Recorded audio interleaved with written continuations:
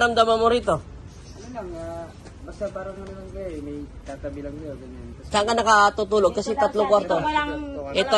Dito siya, ako dito sa may kama. Sa may bungad. Oo, yung may tatabi sa akin pag O, dyan nakatira yung babae. Yung nararamdaman ko kanina. maganda, kaya naman pala tumatabi sa akin. Panggabi ka? Kaya pag umuwi ako ng alas 5 naman daling araw, doon ko nararamdaman ko. Andun. Pagka kumakain kasi ako bago matulog. Nagugas ako din minsan. Kasi parang, hindi siya nagpapakita pero... Di siya talaga magpapakita. Ramdam mo kasi. Aramdam mo. Parang magugulat Siyempre, hindi naman sila dito nakatira. Nangungupahan sila rito, tenant sila. Tatayo na lang bigla yung balayibo mo na wala namang... Dahilan. Mabuti pa nga matakot ka, may papatayin ka eh. O, alam mo, di ba? Pero ang ginagawa ko, hindi ko naman siya pinasyado binabansin. Oo. Hindi naman siya masaya.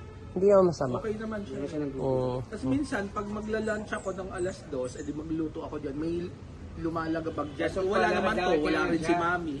Lang ng... Lakad-lakad siya dyan sa taas. Kaya nga kanina eh, yung bago ako pumasok dito, wala, hindi, di ba, nandiyan ka naman kanina pa, di ba? Hindi naman namin alam. Meron ako narinig dyan, lakad ng lakad. Pero alam ko, May mayagabag ko. may lumalagabag.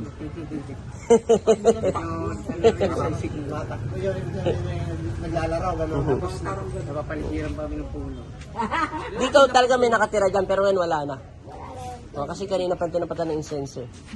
Ang importante. Oo, maraming sayang. Likod ko yan, parang yun. Saan? Minsan kasi parang... Dun sa may sa may lababo.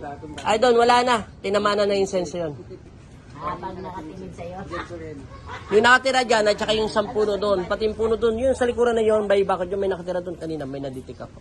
Nakaramdaman naman, nakatingin sa'yo. Kasi hindi makakalis yung tayo ng balayibo. Oo, kasi pag hindi ka naman matatakot, wala naman dumidikit sa'yo. Parang baliwala lang. Bigla na ng tatay, yung tayo. Oo.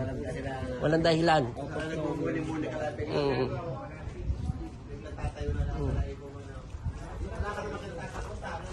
Wala ka namang kinakatakutan.